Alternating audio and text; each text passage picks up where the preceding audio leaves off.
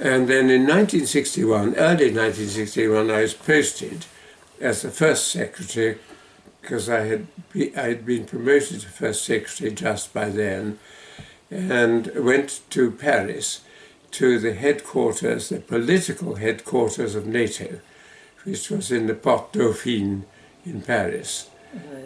In those days. And I was in Paris, posted there with Janet from 1961 to 1964, when again we were shoved off to China, my second time.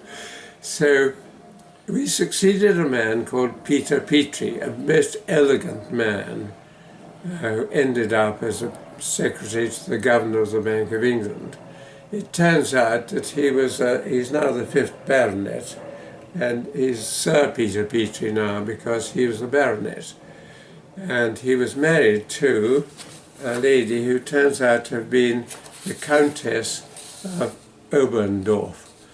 And Peter Petrie was the son of a famous historian called Charles Petrie, and a famous mayor of Liverpool. And Flinders Petrie, who was a very famous archaeologist. And so he came from a very distinguished family. They got a baronetcy for their good work, and so he was quite well off.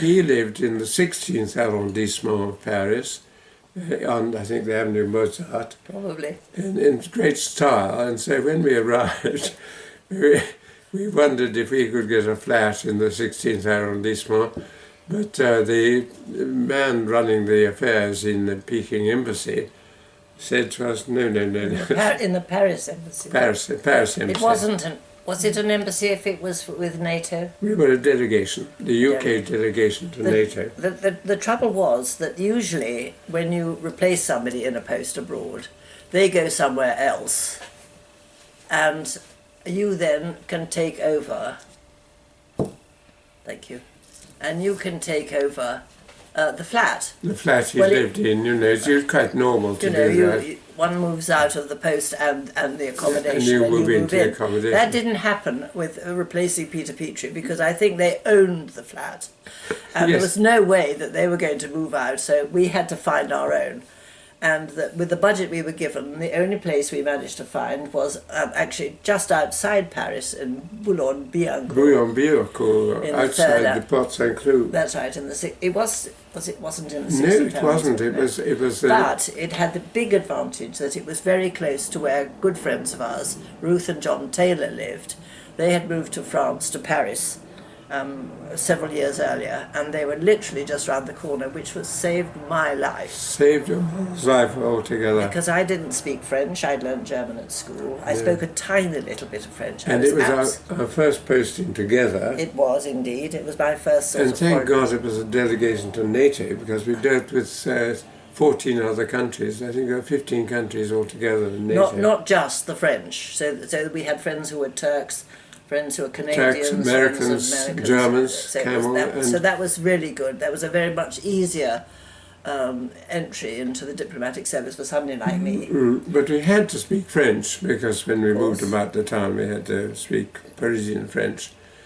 It was hard going, wasn't it? Yes, it was. The flat that we actually eventually got had 3 bedrooms and a big sitting room and a kitchen and a bathroom. But as you came in at the flat door, there was a big wall of glass, so you could see straight into the sitting room. That's right, but and over the big Boulogne-Billancourt sort of the Stade de Coubertin, the man who reinvented the Olympic Games, has a stadium opposite our block of flats.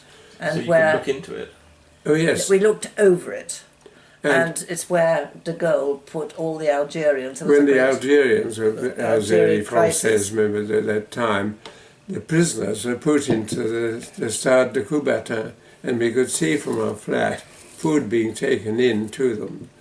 And at the time there were rumours that bodies of Algerian prisoners were floating down the Seine. Well, and we thought these were just rumours, but it turned out to be absolutely true. I mean, they were severely punished, those Algerians. And the dead ones were just slung out. You were quite close to the river then? Yes, I think we are. Well, you couldn't see the river. But we were outside. There was a bridge that went over the river quite close. Yes, yes. but we couldn't see it. But the river was, you know, all round Paris, and we were just outside the Porte Saint-Cloud. And the great thing about the Porte Saint-Cloud is it was very near the Porte Dauphine. It was just one stop away by the metro, and you could drive there every morning. And was that where your office was? And the office was in an A-shaped building, which is now a university in Paris, because de Gaulle kicked Nato out from Paris, and that's why Nato is now, the headquarters are now in Brussels.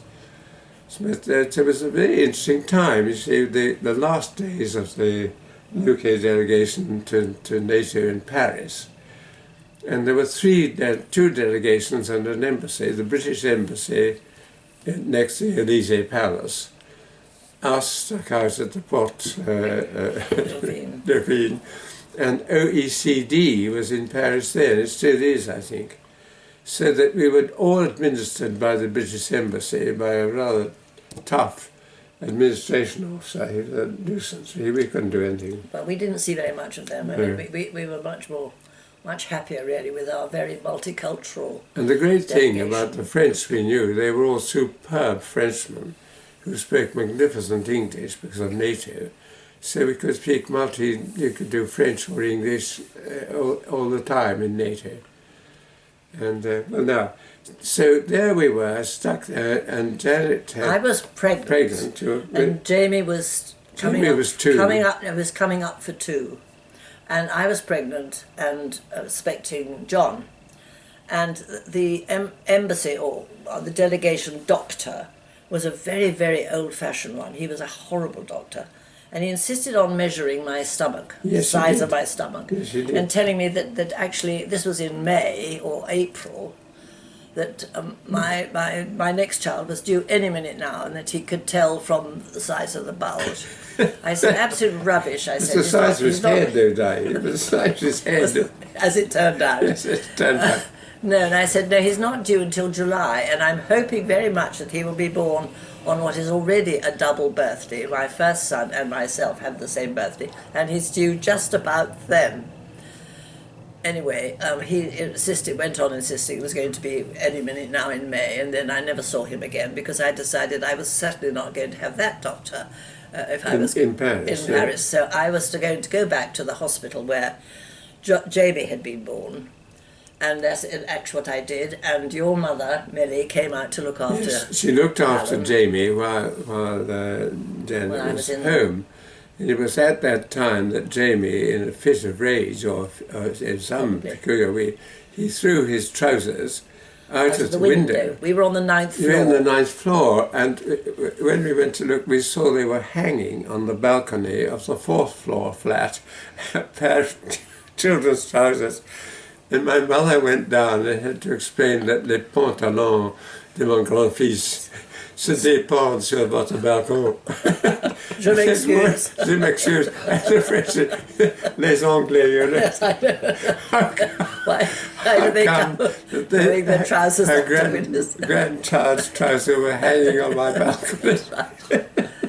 Anyway, I went back to London and I stayed at home in Kent, and then my mother insisted, as I got larger and larger with this new baby, that I went up to London, so I was near the hospital. So I went to stay with Hutchie, who is a very dear friend and whose husband was a GP anyway. GP from Aberdeen. So we thought that would be very convenient and things. And John, he just didn't come and didn't come. He wouldn't come, would he? And when it was actually on the 17th birthday, of July, I was bouncing up and down on my bed and yes, going for walks, and then come on. What are you waiting for? Yeah, being John, and very sensibly, he decided to have his own birthday, which turned out to be the 20th.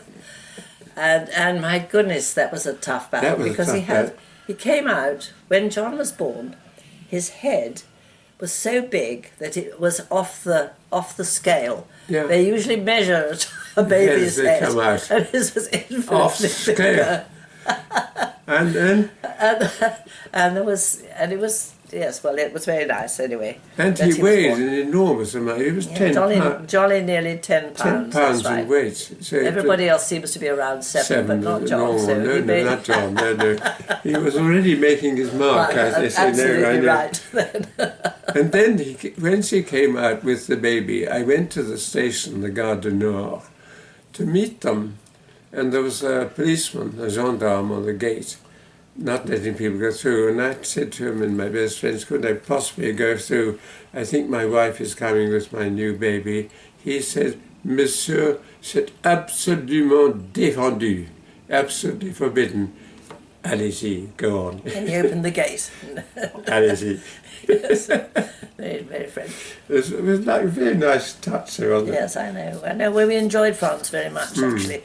I was petrified when I was going there because I couldn't speak French. I thought they were going to be very snobby, as indeed. As they were, you know, the teachers. And how on earth would I manage with my first diplomatic post? In actual fact, we met some awfully nice people. Particularly in Nato, there were some awfully good people. But you remember my first dinner party? Oh, yes. And that was quite early on. We decided, why did we have it? For the French neighbours, I think. I think it was for our French neighbours. Yeah. And I think probably a friend or something. I mean, somebody in the delegation too. I don't know. Anyway, it was a disaster. Because It was a mega disaster, wasn't it? Yes, it was. Shall I tell the story? Please, please. Right, okay. So anyway, I discovered for the first time in my life, I remember that this was 61. 61. I had discovered avocado pears, which France knew about, but Britain on the whole had not yet discovered. And I had enjoyed them very much. I thought, we'll start with avocado pears, delicious. So I went to the market. Our flat was very convenient for the Port Saint-Cloud market. Yes. Got several avocado pears, and I thought it's chicken, and I had a good recipe where you flambe the chicken and with brandy and things. I thought this would be very French. And I can't remember what we had for pudding, but anyway, when I came to make the Chicken.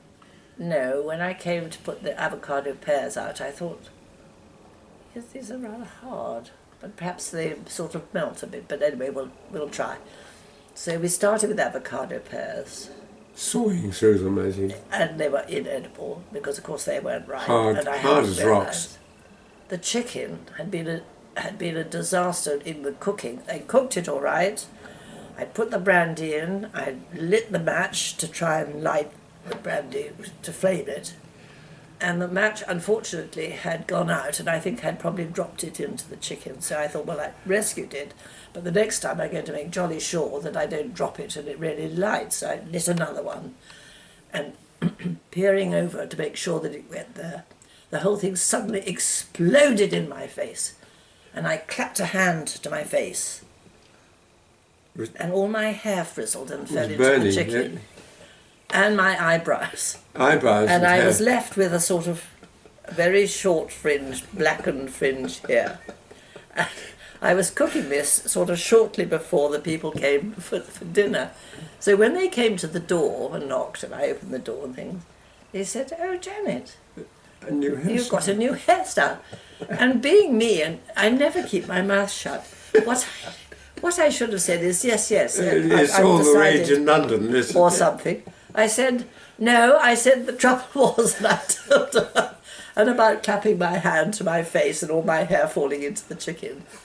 So they came in with a sort of rather odd look on, and when I actually served the chicken, they sat there poking about him. I said, "Is this the chicken that you're having? Is this it? Is Is it in here?" And I had to say, yes, I'm very sorry. Already It is. wrestling with the avocados. Having wrestled with the avocado pears and discovered I'd had to clear them away because we simply couldn't put a spoon into them. And then we had the chicken with the hair in them. And I hope we had a very good... I don't remember what the pudding was, but the whole thing was a total disaster. I don't think you've ever had a disaster like that in your life before. Or since. Again, or since. No. I know about avocado pears now, anyway. And So, were you locked out of the house once? Well, that was in Beijing. It was Beijing. That was Jamie. Jamie was sent next door to get a ladder. and I was locked out of the flat in London, and that was something else as well. Hello. Come in, Elizabeth. Yes, sorry. We're just in the middle of filming filming. some memoirs. Oh, I beg your pardon. That's all right. It's Come all right. in and sit Listen, down. sit down. Anyway, the thing was that things And got... how about the tailors? So how did you... Yes, well, I wanted to explain that one of the reasons for choosing this flat was because they were the only people we knew, and for my benefit, really, because I was so frightened about going to Paris. And they are absolutely brilliant because what they provided, quite apart from friendship and local knowledge about things like the markets and the underground and metros and things like that, and restaurants and things, was that they actually owned a whole, very small, but a whole house. And so the house had a tiny little patch. Their garden was about the size, I suppose, no bigger than this room.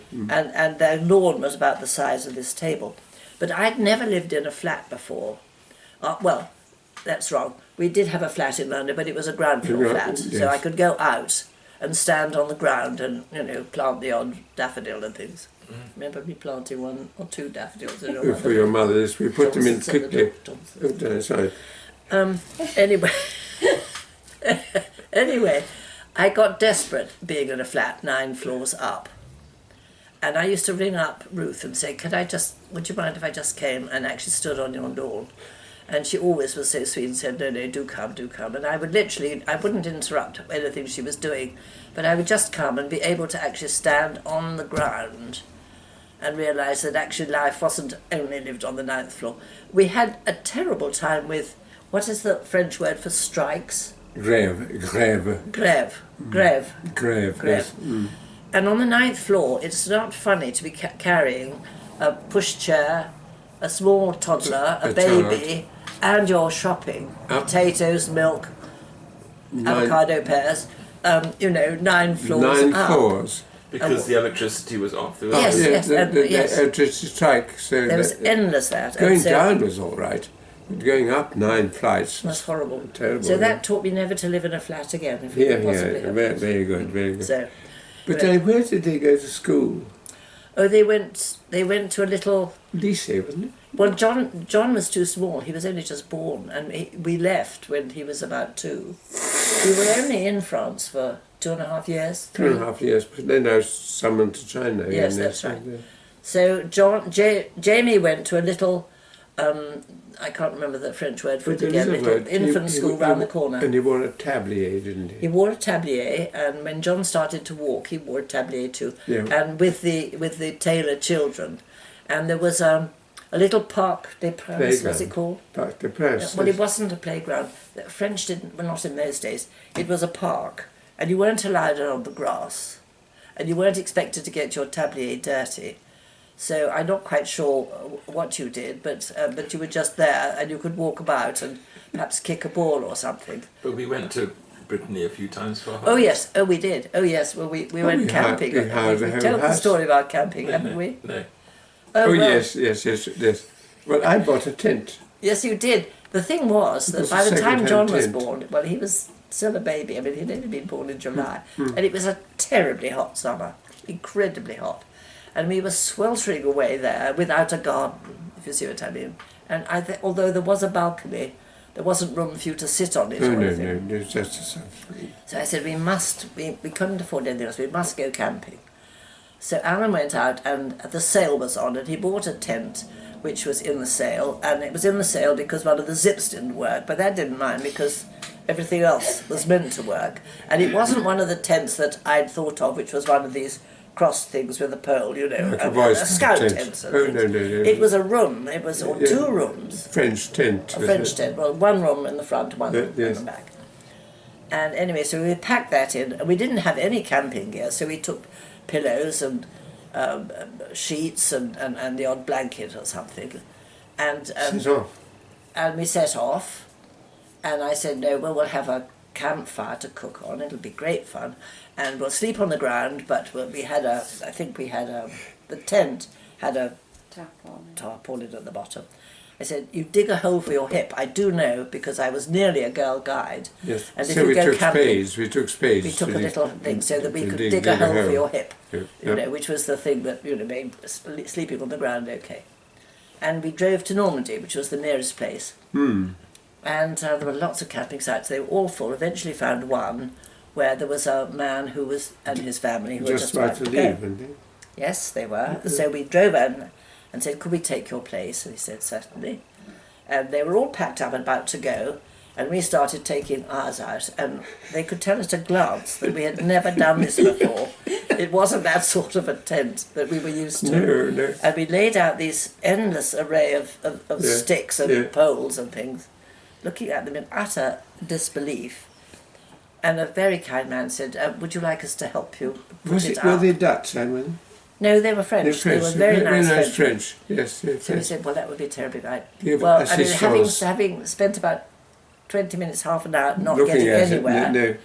I mean, in 2 seconds they had the whole thing together, ding, ding, ding, ding, ding, and it was up. So that was fantastic. Yeah. And then they drove off, so that was lovely. So we dug our holes for hips and got the bedding arranged, and that was fine, and we went to sleep. And I thought, well, when we woke in the morning, coming out, I thought, well, now this is where we look for wood, and we'll just see how Build other a people fire. are doing there. I'd never been to a French campsite before.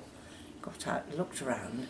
Everybody had their little tables up, Tables, their flowers. chairs, flowers their on. non-spilled flower vase in the middle, and they were Yeah. sitting there with all the accoutrements and a little burner in the front so they could cook their kettle for their tea and everything.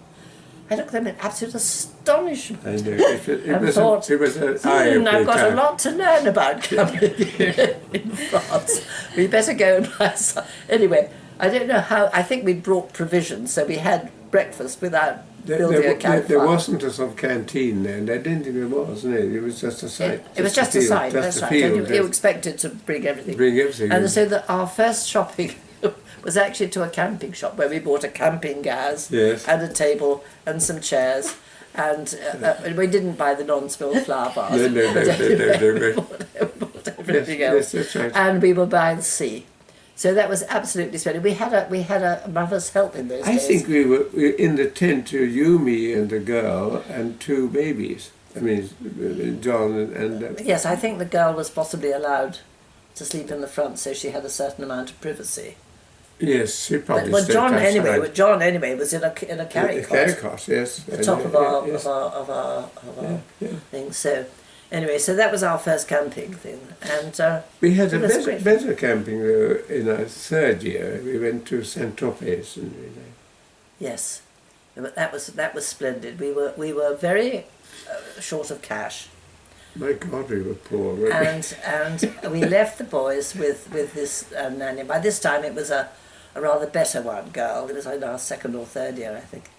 She was called Nancy. She was a lovely From Scots Aberdeen. from Aberdeen. we? Nancy from Aberdeen. And we set off and we thought, let's go somewhere warm. So we went right down to the south of France and we found a campsite outside Saint-Tropez.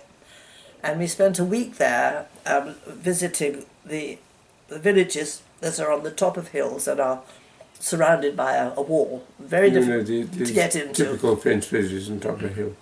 Very narrow streets and things like that. We had a great time for about 4 or 5 days, and we were having to go back only just a week. We discovered, meanwhile, that Jamie and John had got either measles or mumps or both, and Nancy was coping magnificently with them. We thought we'd better go back. And I So we remember- thought we'll just go in to Saint-Tropez. We'd never been into the city, and we'd been terribly frugal. We hadn't spent We managed to spend just the equivalent of £5 for in the a week. And we went into Saint-Tropez in about half an hour. 20 seconds, bang, that's 6pence. And then Bang went another £5. Another £5. We thought it was high time that we better go home. But we have been to Saint-Tropez anyway. We didn't see Brigitte Bardot, who was living there at the time. But we did... They had one of these parades, Yes, they men did. dressed up as soldiers. They walk about Fire- and 20 yards, firing- and then then fire their firing muskets, and then they go on into to the fire thing, their that's muskets right. again. That was rather jolly. Which was jolly. Anyway, Like the pardon we saw in Brittany, remember? That's They right, had yeah. the same sort of thing.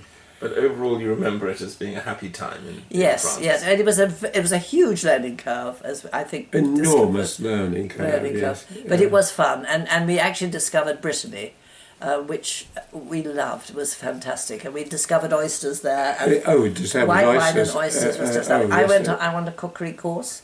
I learned all about how to choose, But the debone, flambe. make 4 meals. No, out of a chicken, which I still remember, although I'm not very good at it. I know how to joint a chicken from there. But also at the sea, it was very like Cornwall. I think that's what really appealed to me anyway. and those wonderful rollers on the Atlantic coast, and the Pardons. And It's from, a very special place, Brittany. Do you remember Brittany at all?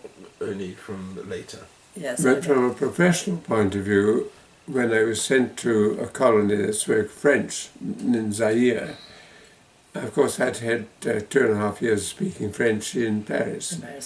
So that I could speak in French when I was posted to the Congo. Yes, it was very good for us, wasn't it? It was. We did enjoy Paris. It was a very good first posting.